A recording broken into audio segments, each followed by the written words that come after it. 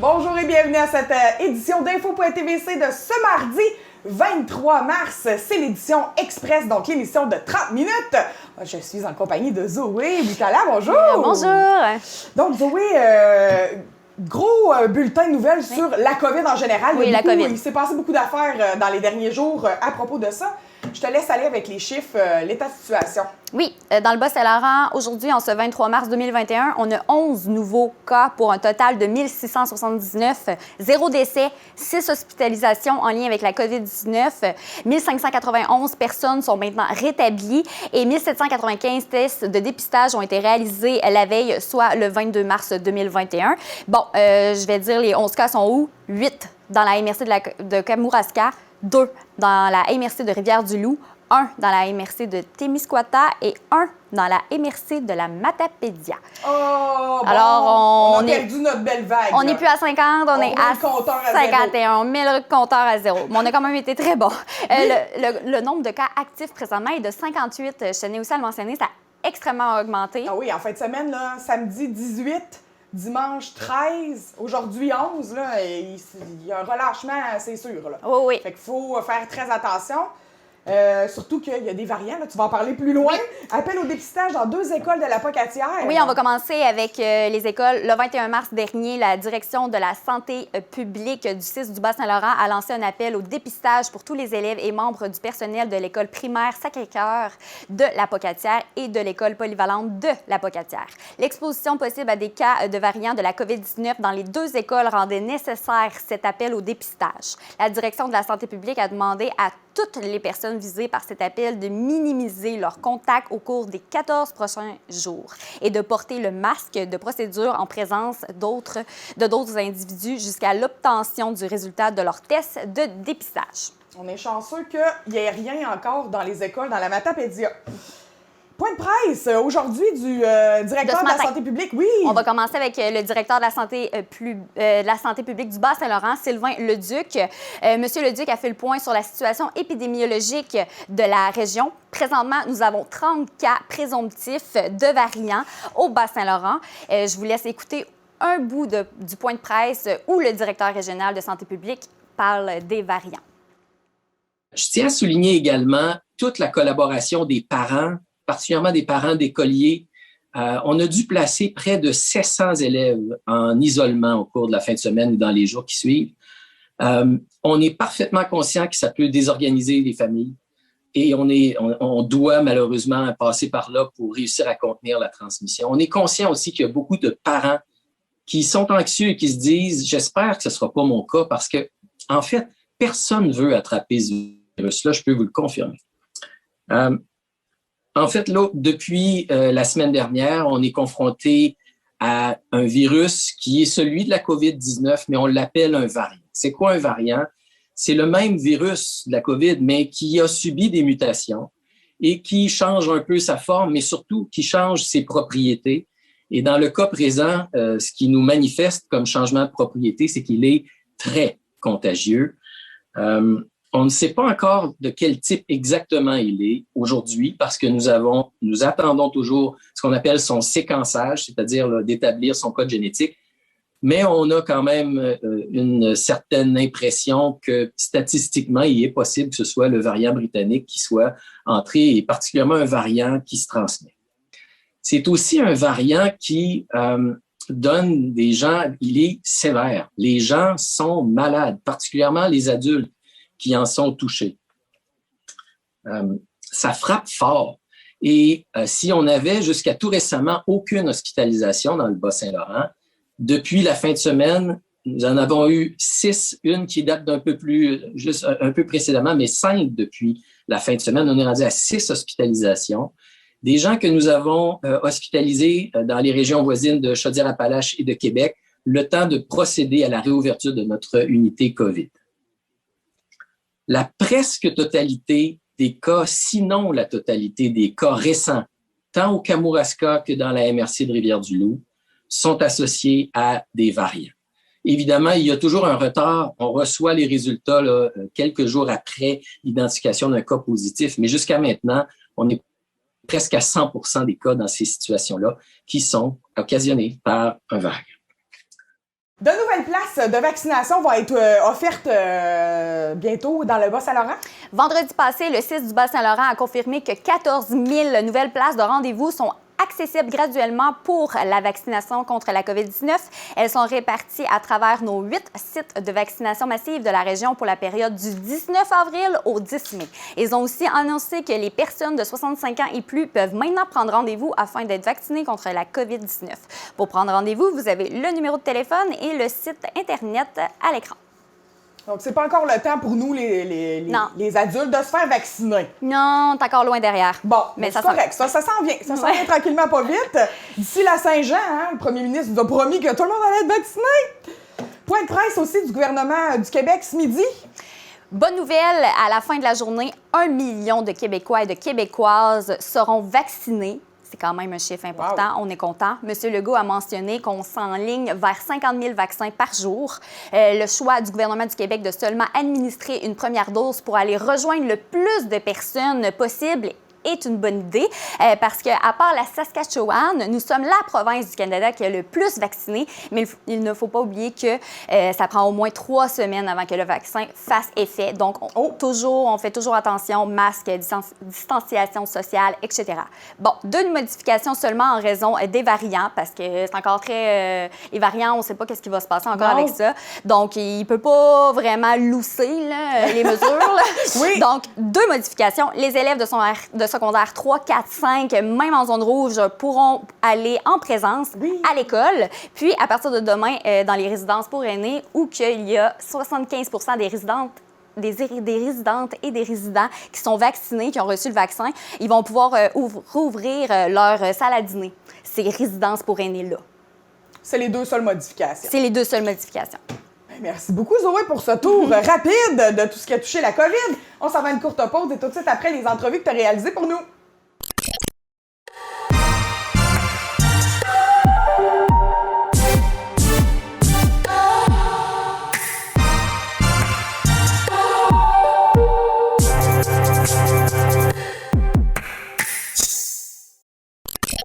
Synergie Bas-Saint-Laurent vient de recevoir un financement de 240 000 $. J'en parle avec Luc Mascotte et Émilie Dupont.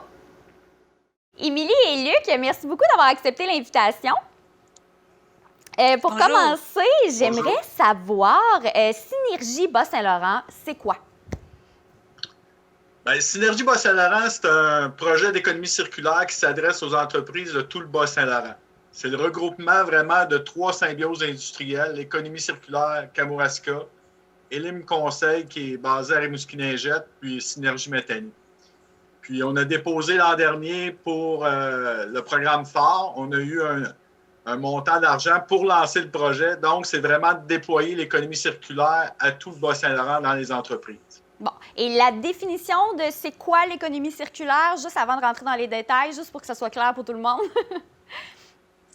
L'économie circulaire, en fait, c'est l'optimisation des ressources. C'est ce qui est un déchet pour une entreprise ou un individu devient une matière première qui va être réemployée par une autre entreprise ou un autre individu. Donc, c'est vraiment d'allonger le cycle de vie de la matière. Pour qu'il y ait le moins de pertes possible. Voilà. Si je vais Parfait. Alors, bon, vous venez de recevoir un financement de 240 000 $ pour faire avancer l'économie circulaire au Bas-Saint-Laurent. Qu'est-ce que ça va apporter de plus, ce financement-là? Mais ça nous permet, avec Synergie Bas-Saint-Laurent, d'abord d'inscrire ce qu'on fait dans le temps, c'est-à-dire que nos opérations, ça consolide ce qu'on fait jusqu'à la fin de l'année 2023. Et ça, c'est intéressant parce que quand on accompagne des entreprises, des industries, des institutions, souvent, ça prend du temps à les accompagner, à mettre en place des synergies.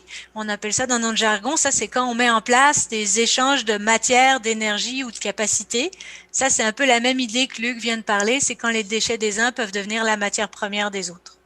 Donc, ça nous permet de travailler plus longtemps. Ça nous permet aussi de travailler avec nos centres d'expertise, nos créneaux d'excellence au Bas-Saint-Laurent. On en a plusieurs. L'éco-construction, la sériculture, le créneau tourbe et substrat et puis les technologies marines. Alors, on va aussi travailler spécifiquement là-dessus. OK. Puis, qu'est-ce que ça va changer dans la Matapédia? Parce que là, mettons, par exemple, vous parlez au niveau marine, mais nous, on n'a pas ça ici. Là. Bien, Émilie a nommé tantôt tout le secteur séricole, donc les érablières. On a une problématique au niveau des tubulures en fin de vie, les plastiques agricoles. Ça, c'est des problématiques sur lesquelles on veut s'attarder pour trouver des voies de valorisation, autant pour les tubulures que les plastiques agricoles. Également, dans l'agroalimentaire, toute entreprise qui transforme des aliments, les aider aussi à mettre en valeur leurs résidus. C'est toujours dans l'objectif d'allonger la durée de vie des produits puis de réduire tout ce qui s'en va au site d'enfouissement. Okay. Ça peut être aussi de mutualiser le transport, par exemple. On sait que des fois, il y a des entreprises qui font des livraisons puis qui reviennent à vide. Alors, des fois, c'est aussi de les mettre en relation ensemble pour qu'elles puissent s'entendre et se rendre des services. OK. Puis, ce projet peut être réalisé grâce à qui? C'est une collaboration. En fait, c'est les trois organismes que j'ai nommés tantôt. Le financement vient, comme on a eu l'annonce la semaine dernière, de Recyc Québec. Oui. Présentement, on a un financement du FAR, là, qui est du ministère le MAMACH. Mm-hmm. Donc, puis il y a les 8 SADC aussi du Bas-Saint-Laurent qui participent financièrement dans le projet. Donc, c'est grâce à tous ces gens-là que le projet se réalise. Okay. Puis concrètement, sur le territoire, on se rend compte que c'est à la fois les petites, les moyennes, les grandes entreprises. Ça peut être aussi des fois des centres de recherche, des projets étudiants ou des institutions aussi. Ça peut être des cafétérias, par exemple, qui vont avoir des sous-produits, des résidus.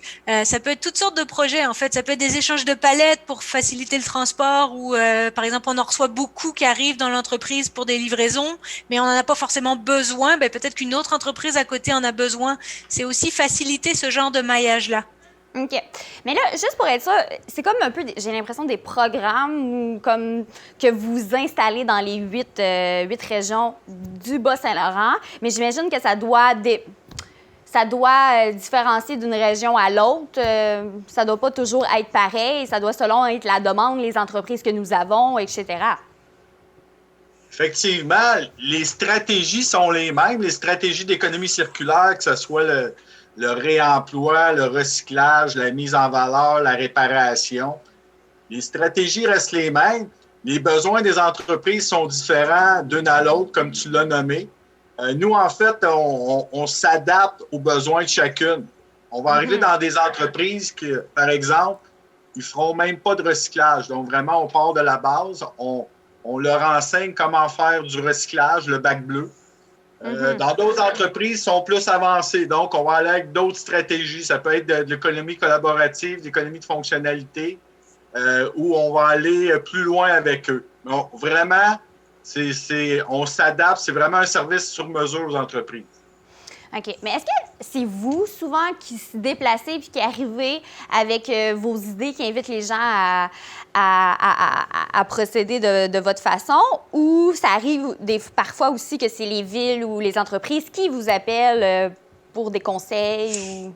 C'est un peu les deux, moi, je dirais. Okay. Des fois, nous, on arrive dans l'entreprise, elles ont vu passer un peu ce qu'on faisait. Là, on arrive, on regarde ce qu'elles achètent comme intrant, puis ce qu'elles ont comme extrant. On leur propose de l'optimisation ou des voies de valorisation de matière ou d'amélioration en général, environnementale, économique, peu importe. Et puis, des fois, ils nous appellent avec un problème, clairement. C'est moi, je suis pris avec telle matière, qu'est-ce que je pourrais faire? Est-ce que vous avez des idées? Est-ce que vous savez si quelqu'un serait preneur? Fait qu'il y a vraiment toutes les options. Donc, c'est vraiment intéressant. Si tu as une entreprise et tu sens que tu as une perte, bien, tu vois que tu as une perte quelque part, on peut vous appeler, puis vous pouvez nous donner conseil. Là, avec ce financement-là, là, vous m'avez dit que vous allez pouvoir aller un peu plus loin, continuer. Qu'est-ce que vous faites déjà? Mais est-ce qu'il y a quelque chose de nouveau que vous allez pouvoir apporter à la population? Ou... Ben, on va aussi travailler, comme je disais, avec les créneaux d'expertise, ça c'est nouveau. Puis aussi, on va vraiment insister sur des nouvelles stratégies. Luc en a parlé, des stratégies de circularité qui n'ont pas encore été nommées. C'est entre autres sur l'approvisionnement durable. OK. Alors, dans ces temps-ci, on parle beaucoup d'achat local. Ben, on peut le transposer dans les entreprises, c'est-à-dire que une entreprise qui achète des produits pour faire ses procédés de fabrication, des fois, elle n'est pas consciente qu'elle pourrait remplacer une partie par justement les produits d'une autre entreprise. OK. Des choses comme ça. Par exemple, ça pourrait être, on a une entreprise dans la Métis qui est une distillerie. Ben, ces aromates, après la distillation, ont été récupérés pour rentrer dans une fabrication de savon, dans une savonnerie artisanale. Oui. Donc, essayez aussi de mailler ça donc en approvisionnement durable et aussi en éco-conception.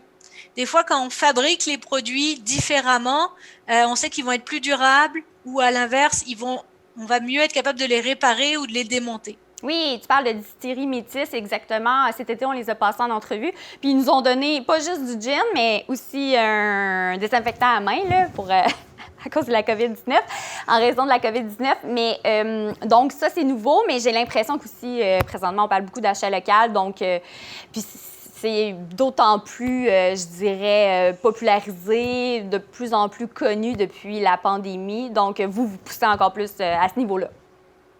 Oui. Absolument. Okay. Puis on est là vraiment en clé en main. On est là pour solutionner, aider, amener des solutions et puis s'adapter selon les besoins. Parfait. On va mettre les coordonnées juste en bas de Synergie Bas-Saint-Laurent si jamais une entreprise dans la vallée de la Matapédia. Ou est-ce que ça peut être un citoyen aussi? Comme un citoyen qui veut conseil, qui a envie de vous demander conseil par rapport à l'environnement, recycler, peu importe, là, réutiliser? Oui, absolument. Notre service s'adresse surtout aux entreprises, mais les citoyens sont les bienvenus aussi avec leur idée puis leur matière valorisée, si c'est le cas. Oui, parce que j'imagine que si le citoyen est encore plus conscientisé, bien, il va aussi consommer de cette façon, et il va aller dans ces entreprises-là aussi qui ont la même valeur qu'elle, finalement. Là. Donc, oui, absolument. Tu l'as très bien décrit. C'est ce qu'on appelle de l'approvisionnement durable. C'est que le citoyen il se pose des questions à savoir, est-ce que le produit que j'achète a été produit localement? Est-ce qu'il a été fait à partir de matières recyclées? Est-ce qu'il a été fait à partir d'énergie renouvelable? Donc, c'est toutes des questions que nous, les citoyens, en tant que consommateurs, on se pose pour avoir un avenir plus durable, plus vert, puis avec moins de GES qui va s'en aller dans l'atmosphère, puis nos sites d'enfouissement vont être moins remplis aussi également. Vraiment. C'est aussi important de dire qu'on travaille en collaboration avec la régie, la régie des déchets de la Matapédia, donc avec Vincent, puis pareil avec la SADC aussi. Alors, Vincent Dufour. Oui, exactement. C'est la MRC de la Matapédia et de la Métis. Est-ce que vous avez quelque chose à ajouter pour terminer, en terminant? Ou on a pas mal fait le tour? On a des événements. On n'a pas parlé d'événements de maillage, là, mais on a des événements de maillage, c'est-à-dire on fait une présentation de ce qu'est l'économie circulaire. Puis on invite les entreprises après ça à faire des maillages, donc des échanges entre elles, que ce soit des matières, des expertises. Puis on en a une de prévue là, au mois de mai avec l'École des entrepreneurs du Bas-Saint-Laurent. Ça s'adresse à toutes les entreprises du Bas-Saint-Laurent, mais également de tout le Québec. Est-ce que l'événement est déjà sur Internet? Est-ce qu'on peut mettre le lien en bas de l'écran? Parfait. Oui. On va faire ça. Parfait. Bien, merci beaucoup. Puis, merci beaucoup. C'est vraiment intéressant. On entend beaucoup parler de ces temps-ci de consommer local, acheter local. Donc, ça fait suite un peu à ce que vous dites. Et c'est vraiment, vraiment intéressant. Bien, merci beaucoup, Luc et Émilie. Merci. Bonne journée.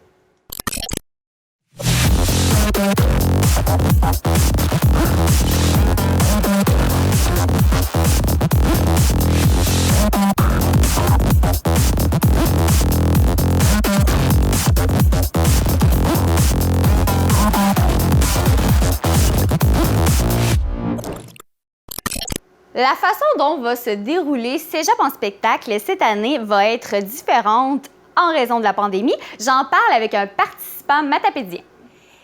Allô, Christo! Allô, Zoé! Hello! Alors, Christophe Moquin, ancien collègue de cet été, à TVC l'été. Donc, c'est normal qu'on soit un peu plus relax. On se connaît, là. On va essayer de rester sérieux. Yes. Alors, tu fais partie du groupe À vous de juger. Tu es membre, guitariste et chanteur aussi, hein, parfois? Bassiste et chanteur. Je joue pas de guitare. Là. Oh, pardon, j'ai pas le bon terme de musicien. Alors, bon, en 2 temps, là, c'est sûr que présentement, là, tu représentes le Centre matapédien d'études collégiales en tant que pour le Cégep en spectacle de cette année. Ça s'appelle Prix coup de cœur du public Desjardins. Oui, exactement. Mais c'est ça, c'est que le Cégep en spectacle a malheureusement été annulé comme on a su là, en début d'année. Puis, Cégep en spectacle a décidé quand même de remettre un prix coup de cœur du public Desjardins. Donc, dès le lundi dernier, ça a sorti la page pour aller voter. Il faut aller voter à tous les jours jusqu'au 31 mars à midi. Puis le groupe, la prestation qui va avoir le plus de votes, va recevoir une bourse Desjardins. OK. Donc, on a jusqu'au 31 mars pour voter, puis on va savoir quoi le 1er avril au matin? Début avril, mais on n'a pas de date. On n'a pas de date encore. Ils ont dit début avril, donc sûrement la première semaine, là, le temps qu'ils checkent tout ça. Là. OK. Bon, là, effectivement, comme tu as dit, à cause de la pandémie, c'est différent. Normalement, il y a un public. C'est en direct. Oui. Là, c'est vraiment spécial, la façon que ça a fonctionné. Tu m'as un peu raconté. Dans le fond, c'est déjà enregistré, c'était préenregistré. Vous l'avez fait sur une scène, il n'y avait pas de public. Exactement. C'est vraiment spécial. Par exemple, là, la première fois qu'on l'a fait, c'était justement pour Cégep en spectacle en novembre dernier, déjà. On avait enregistré ça à Rimouski, puis on arrive là. Tu as une case horaire parce qu'il ne faut pas que tu rencontres les autres personnes parce qu'on est en pandémie et il n'y a plus de rassemblement. Donc, on arrive là, on a une 40aine de minutes, on s'installe, on fait test de son, on fait une première générale, puis après ça, on capte.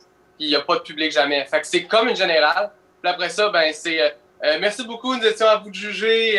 J'espère que vous avez aimé ça, bonne fin de soirée. Là, tu attends un peu, tu débranches tes affaires, puis tu pars. C'est assez spécial. C'est un peu moins magique, hein, on va se le dire. Un peu moins magique. On s'ennuie du public, là. On s'ennuie d'avoir l'ambiance, là, d'entendre des gens, des applaudissements, d'avoir des réactions surtout, là. J'imagine aussi, on s'entend que en vrai, sur une scène ou capté à la caméra, est-ce que tu t'es adapté un peu? Parce que tu fais de la caméra, tu sais c'est quoi. Donc, est-ce que tu as adapté un peu? Oui. Au début, ils nous disent tout le temps où sont situées les caméras. Donc, moi, je regarde tout le temps là. Puis même des fois, quand je chante, tu sais, je peux penser, par exemple, à une de nos tunes, nos histoires. Il y a un bout, le dernier couplet dans cette tune-là, où j'essaie toujours d'y aller un peu avec un style mystérieux de la façon que je le chante, mais aussi comment je gesticule.